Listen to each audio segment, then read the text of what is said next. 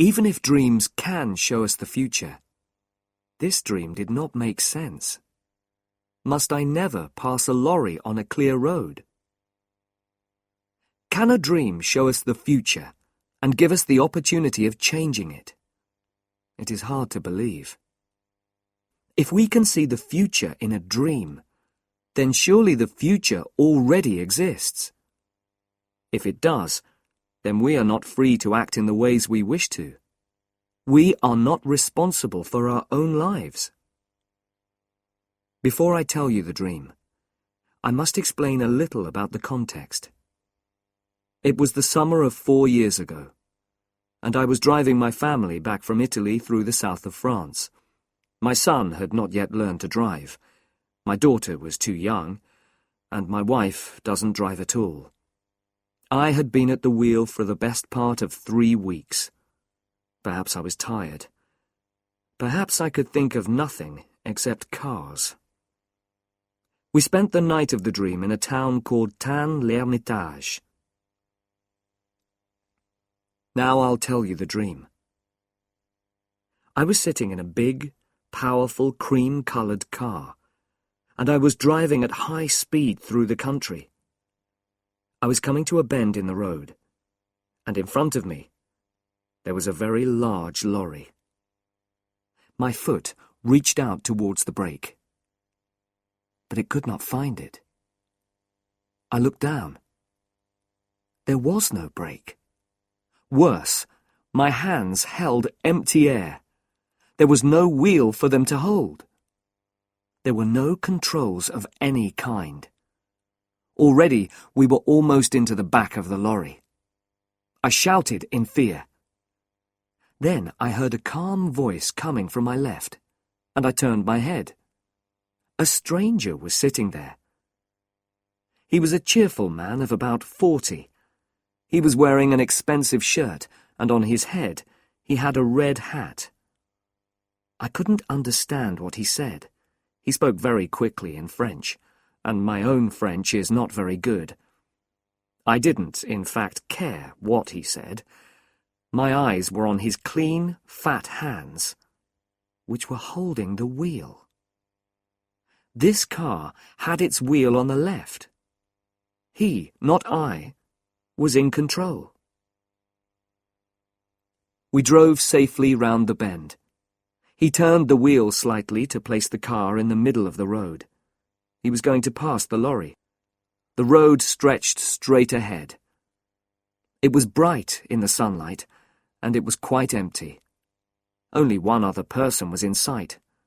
A woman was sitting outside a small house with white walls, and this house was almost exactly ahead of us. She was sitting by a table, putting some flowers in pots. She wanted to sell us some, and waved them at us. This sight, for some reason, filled me with a terrible fear. The flowers made me think of death, and our final resting place. At this moment, we were level with the lorry, and ready to pass it.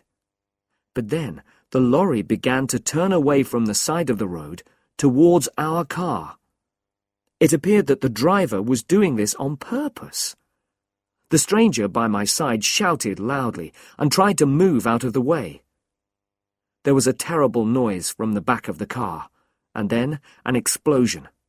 The earth seemed to turn over, and the noise of flames burned in my ears. At that point, I woke up in fear. I was very worried by this dream, and could not sleep again. It seemed to have a message, and I wanted to explain it. Even if dreams can show us the future, this dream did not make sense.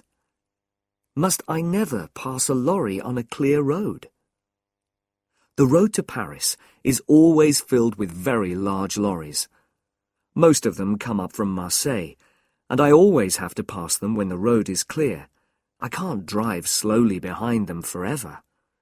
No, this was not the meaning of the dream. At its heart was some kind of fear. I had to recognize my fear, and then I could forget all about it. I thought about my driving during the last 3 weeks. I tried to remember all the lorries and all the small white houses. I thought of all the cars which were painted cream. I remembered nothing of any great interest. I had imagined that the road in the dream must be in France. It was long, empty, and straight. But then I remembered that we had passed the lorry on the right. So the dream was about a road in England. In England, all cars keep to the left. Immediately, I remembered something. 2 years before this, I was travelling in the north of England. An American and I were making some radio programs. He had brought his car from America, and of course the driver sat on the left side. The brakes and other controls were also on the left. But the colour of his car was not cream. The American was a careless driver, and often passed other cars against my advice. Remember that I was in a better position to see.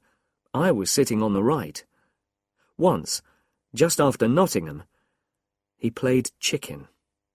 You probably know about chicken. It is a game that is played on the roads. It is becoming more and more popular in America because long journeys are often very dull. You just move your car into the middle of the road and stay there. When another car appears, it comes towards you in the middle of the road. The driver who turns away is the chicken. Quite often, neither driver turns away. I expressed my displeasure at this game in language that the American could not fail to understand. We did not play it again, but it had probably left its mark on my mind. So then, when I was asleep, I experienced it all again in a dream. I also remembered something else while I was having breakfast. When we played chicken, it was an uncommonly windy day. We stopped at Chesterfield, and the American bought a hat. It was a black hat, not a red one, but in dreams details are not always exact. After this, I forgot about the dream until the afternoon. The big French lorries often play their own game. They stay in the middle of the road, and you can't pass them. You have to stay behind them. Sometimes you have to follow them for endless kilometres, although the roads are almost completely empty. This afternoon, we were following a large vehicle which was making terrible noises. When I blew my horn, the driver moved to the side of the road. But it was the wrong side.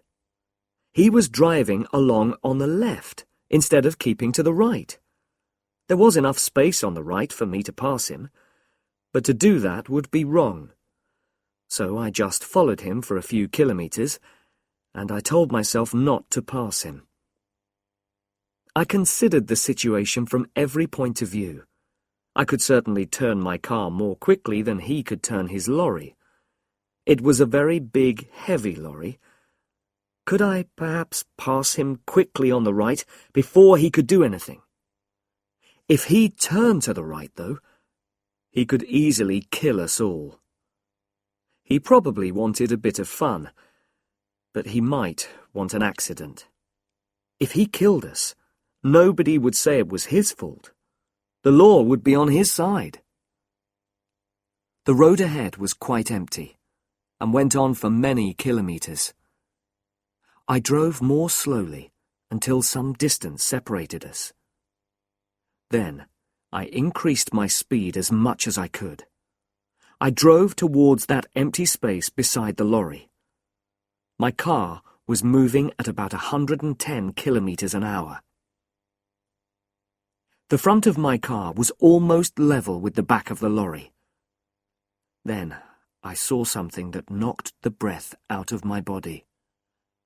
On the grass, beside the road, a woman was sitting outside a small white house with a table of flowers. For the first time in my life, I changed my mind while I was preparing to pass another vehicle.